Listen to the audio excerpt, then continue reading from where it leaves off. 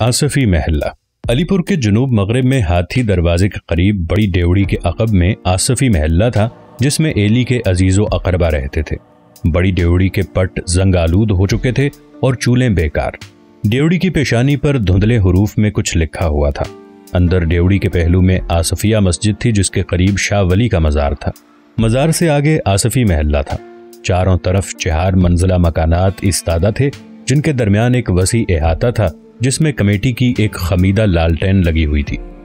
अहाते के एक तरफ रंग महल था, जिसकी चूने गच्ची दीवारों पर रंग के नक्शो निगार की बजाय मैल जमा हुआ था। दूसरी तरफ शीश महल था, जिसमें ना तो कोई शीशा लगा हुआ था और ना बिलौर। दोनों की वजह कतई तौर पर महल की सी न थी। इसके बावजूद महल्ले वाले उन्हें रंग महल और शीश महल कहते थे। शीश महल के नीचे एक फराख तहखाना था, जिसमें एक मस्जिद और एक कुआं था। इस तहखाने के मुतालिक मुख्तलिफ किस्म की रिवायात मशहूर थी। कहा जाता था कि ये तहखाना बंदे के हमलों से बचने के लिए तामीर किया गया था। जब सिख लुटेरे शहर पर हल्ला बोलते तो आसफी महल्ले के मर्द, औरतें और बच्चे तहखाने में पनाह लेते, मस्जिद में नमाज पढ़ते, अपनी सलामती की दुआएं मांगते और कुएं का ठंडा पानी पी पी कर अल्लाह का शुक्र बजा लाते। महल्ले में कई एक डेवड़ियां और कमरे ऐसे थे जिनमें सूरज की रोशनी कभी दाखिल ना हुई थी। दोपहर के वक्त भी महल्ले वाले हाथों से टटोल कर या दिया सिलाई जलाकर इन डेवड़ियों और कमरों से गुजरा करते थे। इन पुराने महल्लात में चूने गच्चे कमरे थे, जिनकी खिड़कियां एक जमाने से बंद पड़ी थीं। छज्जे खमीदा हो चुके थे, कमरों में जाले तने हुए थे, छतों में चमगादड़ें रहती थीं और खमीदा दीवारों में शगाफ पड़ चुके थे। इन मकानात में नित नए इंकशाफात होते रहते थे। किसी अंधेरे कमरे में किसी बोसीदा संदूक से कोई कलमी मुसव्वदा बरामद हो जाता, किसी चूने गच्ची दीवार पर किसी पुराने कतबे का असर नौ इंकशाफ हो जाता, या किसी ताक के अंदर एक मजीद छुपे हुए ताक का पता चलता। शायद इसी वजह से हर आसफी के दिल में एक प्राइवेट ख्याल जागुज़ीन रहता कि महल्ले के किसी न किसी कोने में कहीं न कहीं दबा हुआ खजाना मौजूद है। लेकिन हर आसफी ने इस उम्मीद अफजा ख्याल को दिल में छुपा रखा था। वहां किसी दबे हुए खजाने का होना बईद अल क़यास नहीं था, क्योंकि सभी जानते थे कि शहनशाहों के ज़माने में जब आसफी बरसरे इख्तदार थे तो उनकी तनख्वाह सरकारी खजाने से गदों पर लद कर आती थी। पुराने ज़माने में आसफियों की अजमत मुसल्लम थी, लेकिन अब वो बातें महज क़िस्से थे, खुशकुन थे। अब आसफी और उनके रंग महल और शीश महल के इर्द गिर्द बसने वाले खिदमतगार और मकीन सब खलत मलत हो चुके थे। सारे महल्ले में सिर्फ चंद अफराद ऐसे थे जो मकतब से तहसील याफ्ता थे। इसलिए ज़्यादातर आसफियों का शुगल दुकानदारी, मजदूरी और बेकारी पर मुश्तमिल था। ये आसफियों के इन्हिताद का ज़माना था, इसलिए वो अपनी अजमत का एहसास पिदरम सुल्तान बवत से अखज़ करते थे। गुज़श्ता जाहो हशमत की कहानियाँ उनके नज़दीक हाल की फारिगुल बाली से कहीं ज़्यादा वक़्त रखती थीं, जिन्हें सुनाने में आसफी महल्ले की बूढ़ियाँ बुखल से काम न लेती थीं। अली अहमद एली के वालिद अली अहमद का घर महल्ले भर में बड़े घरानों में गिना जाता था। इसकी सबसे बड़ी वजह यह थी कि महल्ले भर में अहमद वाहिद शख्स थे जिन्होंने 14 जमातों तक तालीम पाई थी। अगरचे वो बीए की डिग्री हासिल न कर सके थे, लेकिन उस जमाने में बीए फेल होना बड़ी बात थी। बीए में फेल होने के बाद अली अहमद को एक माकूल असामी मिल गई थी और इस असामी की वजह से महल्ले भर में उनकी इज्जत थी। अपने वालिद की तरह अली अहमद की तबीयत में भी आशिकाना चमक का अंसर था, लेकिन उनकी तबई रंगीन मिजाजी और जुर्रत रिंदाना आशिकाना अंसर पर हावी रहती, जो उन्हें आहें भरने और फिराक में तड़पने की बजाय जीने की तरफ माइल रखती।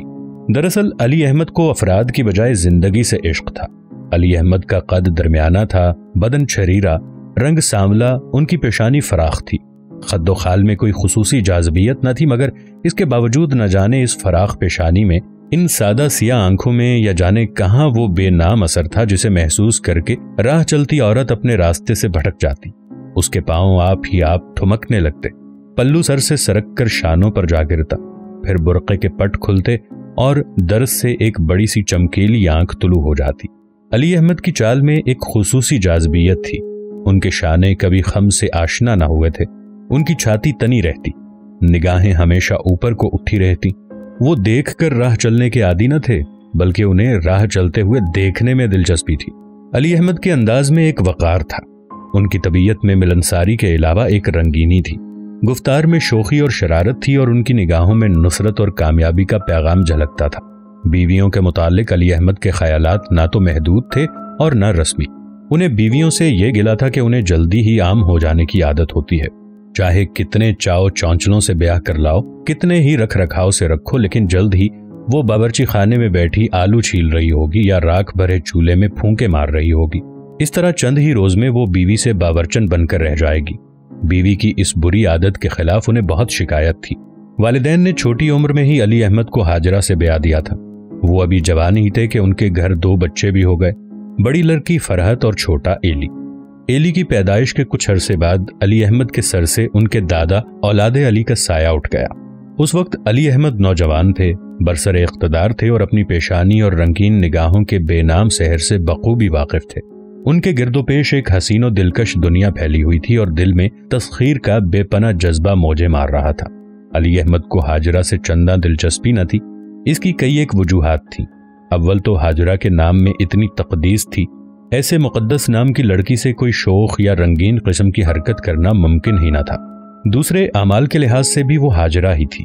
اس کے لیے ہاجرہ کا نام ہی علی احمد کے رنگین مزاج پر بار تھا۔ جسمانی طور پر بھی وہ چندہ قابل قبول نہ تھی، قد چھوٹا، بناوٹ میں نزاکت کا عنصر قطعی طور پر مفقود۔ ہاجرہ ان بیویوں میں سے تھی جو خامن کی آمد پر تسلیم و رضا کی شدت سے بے جان ہو کر رہ جاتی ہیں۔ اس کے برعکس علی احمد کو عمل تسخیر سے عشق تھا، اور تسخیر جبھی ممکن ہے جب سرکشی کا عنصر غالب دکھائی دے، چاہے وہ فریب نظر ہی کیوں نہ ہو، جو تسخیر کے جذبے کو ابھارے، تسخیر کرنے والے کو مائل با عمل کرے اور پھر مطمئن کرنے چل نکلے۔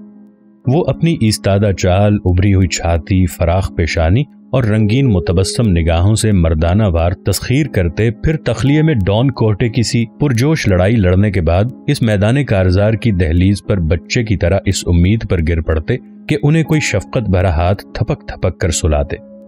اس لحاظ سے ان کی شخصیت کے جملہ پہلوؤں پر حاوی تھا، اس لیے یہ آمیزش در حقیقت ان کی تمام تر زندگی کا تارو پود تھا۔ بچہ، ٹین کا سپاہی، جنگجو سورما۔ جنسی پہلو کے علاوہ علی احمد میں مجلسی زندگی کی جملہ صلاحیتیں موجود تھیں۔ ان کی گفتگو میں طنز اور مزاح کی شیرینی تھی۔ لطائف اور روایات کے علاوہ انہیں شجرہ نسب اور دیگر تاریخی واقعات کو بیان کرنے میں بے حد مہارت تھی۔ محفل میں وہ اپنے تاریخی علم کا اظہار کچھ اس انداز سے کرتے کہ ذرا کوفت نہ ہوتی۔ اس کے علاوہ لکھنے سے تو انہیں عشق تھا، عشق۔ اپنا بیشتر وقت وہ لکھنے میں صرف کرتے تھے۔ شاید یہ آصفیوں کی بدقسمتی تھی، یا شاید خوش قسمتی ہو کہ ان کی توجہ تصنیف و تالیف کی طرف مائل نہ ہوئی۔ نتیجہ یہ ہوا کہ علی احمد کی یہ قابلیت گھر کا حساب اور پیدائش و موت کی تاریخوں کے نوٹ کرنے پر محدود ہو کر رہ گئی، لیکن نظر انصاف سے دیکھا جائے تو یہ کام بھی ایک بہت بڑی مصروفیت تھا۔ علی احمد کے ڈیسک پر بڑے بڑے ضخیم رجسٹر پڑے رہتے تھے، جن کے ساتھ ایلومینیم کی تھالی میں ایک دوات اور 2 موٹی نبوں کے قلم رکھے ہوتے۔ اپنی مخصوص میلی اور پھٹی ہوئی دھوتی پہن کر، قمیض اتار کر، کمبل یا چٹائی پر اکڑوں بیٹھ کر وہ فرصت کے اوقات میں ان بھاری بھرکم رجسٹروں میں مختلف نوعیت کے اندراج کرنے میں شدت سے مصروف رہا کرتے تھے۔ علی احمد کے کردار میں روپے پیسے کی احتیاط کا پہلو بے حد اہم تھا۔ وہ پیسوں کو احتیاط سے رکھتے تھے اور ہر قسم کے خرچ کو فضول خرچ کے مترادف سمجھتے تھے، حتیٰ کہ عورت پر بھی روپیہ خرچ کرنے کے قائل نہ تھے۔ ان کا خیال تھا کہ عورت کو تسخیر کرنے کے لیے سب سے ضروری چیز وعدے ہیں، روپے کا تصرف نہیں۔ ان کا ایمان تھا کہ عورت کی خوشی حقیقت سے تعلق نہیں رکھتی، بلکہ محض تخیل سے وابستہ ہے، اور اسے روپے پیسے جیسی مادی چیز سے کوئی تعلق نہیں۔ نوجوانی ہی میں علی احمد عظیم الشان کامیابیوں سے ہمکنار ہو چکے تھے۔ ابتدائی دور میں چاننا کے التفات نے ان میں خود اعتمادی کی بنا ڈالی تھی، پھر صفیہ کی ڈرامائی شکست نے تو انہیں ہیرو بنا دیا تھا۔